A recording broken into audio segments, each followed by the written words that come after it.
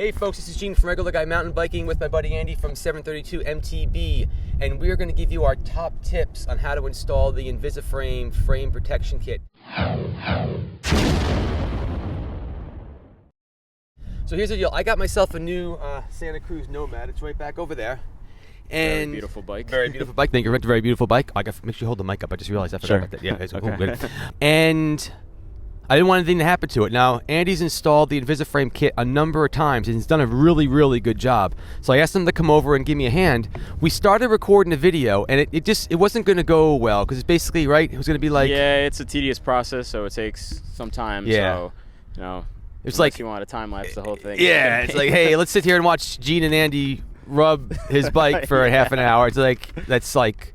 not fun. Yeah. So we figured let's just give you a quick video on our top tips we've learned. Tips Andy's already known about and ones that I've picked up from, this is my first time installing the invisiFRAME kit. So do you want to give it a shot first? I mean, I have a little list over here.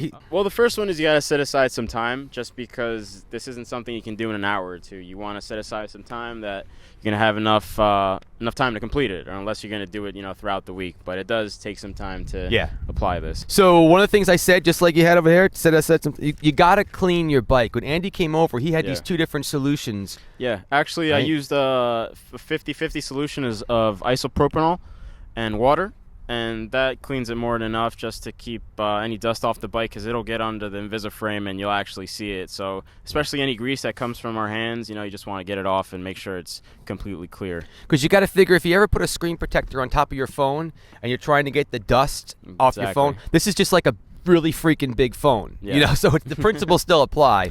So one of the things I also wrote on mine, I know these kind of sound silly, but I didn't think of these because you're in the middle of it. You're trying to do. You don't think about these things. So that's why we're trying to do this. So one of mine was wash your hands before you start. Now listen to this.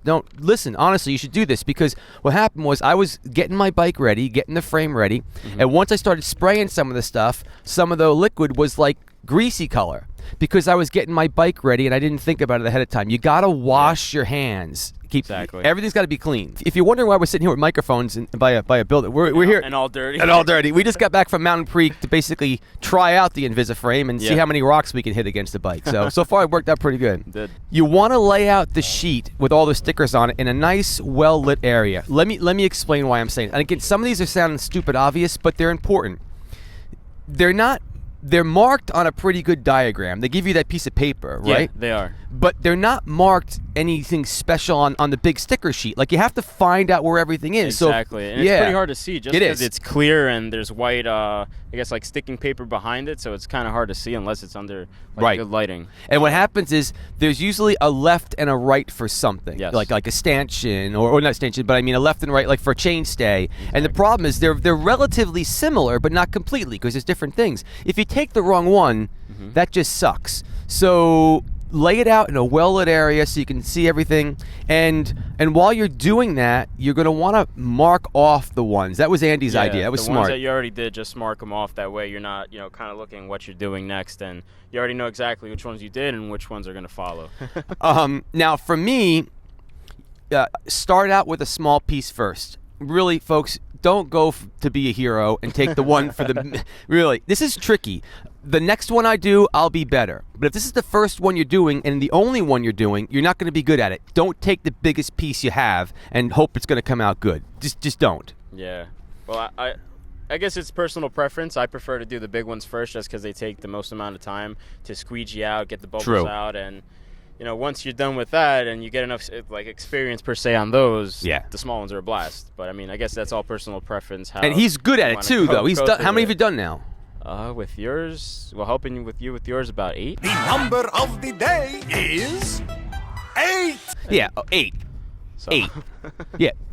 Take the biggest piece. Yeah, all right. Couple things that we both learned on this one. Okay, one of the things was glossy frames are a lot more slippery than matted frames. Of those 8, 7 of them, right, were matte finished frames, right? This was the only one that I did that was glossy.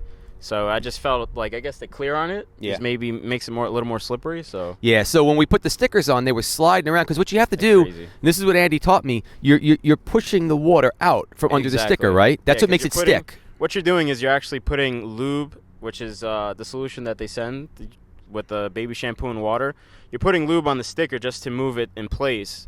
And then you got to squeegee out and push out all the water that's under there to actually get the adhesive to stick to the frame. Right. But it looks like with the gloss, for some reason, it's just the clear just makes it a little bit harder. You might want to try, I read this online, you might want to try to use even less baby solution, baby soap, than you normally would, a little bit more water, and that'll make it like stick faster. So that's just something to think about, because it was pretty slippery, I'll be honest with you.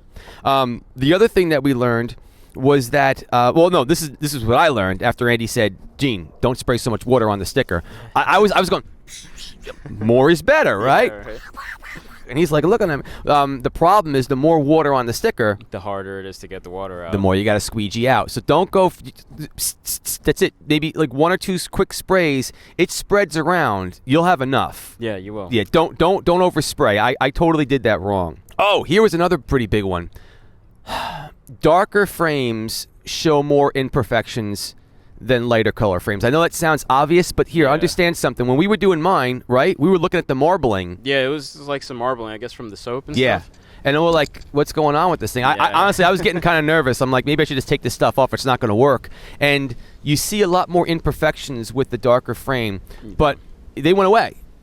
Yeah, they dissipated. I guess after it actually cures to the frame, it's not as visible anymore. Because if you look at it now, the thing looks... It looks awesome. The only thing that's in the frame now are the bubbles. So, it's just how good you want to be at it. I mean, you can still work the bubbles out, maybe poke a little hole or push them to the outside. Yeah.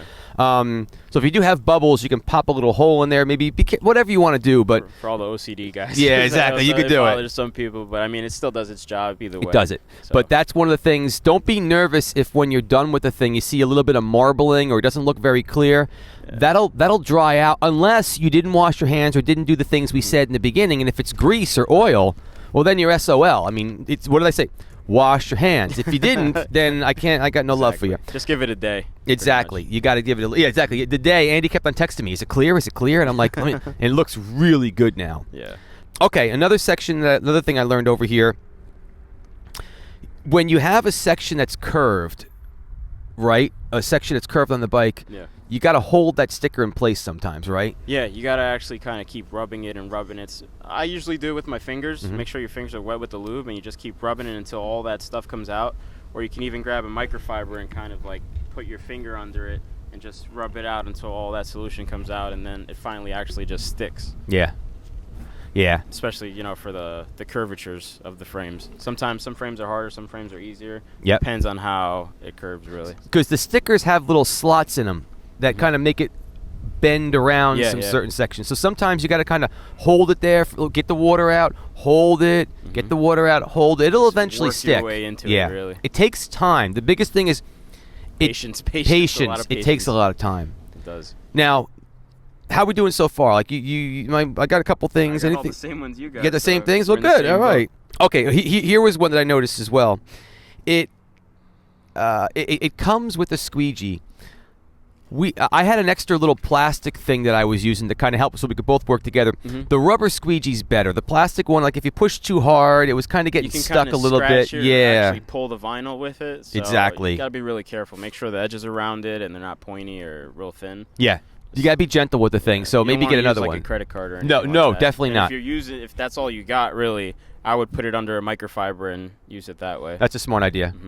The other thing that worked out pretty well is you could actually work with the bike pretty soon after everything's all, like I wouldn't go riding with it, but I was building, like I got the bike with just the frame. Yeah. So I was pretty eager to build the bike up. So I gave it about an hour or two, maybe after I was done, which took another couple hours, but like I gave it some time. But that night, I was building the bike up.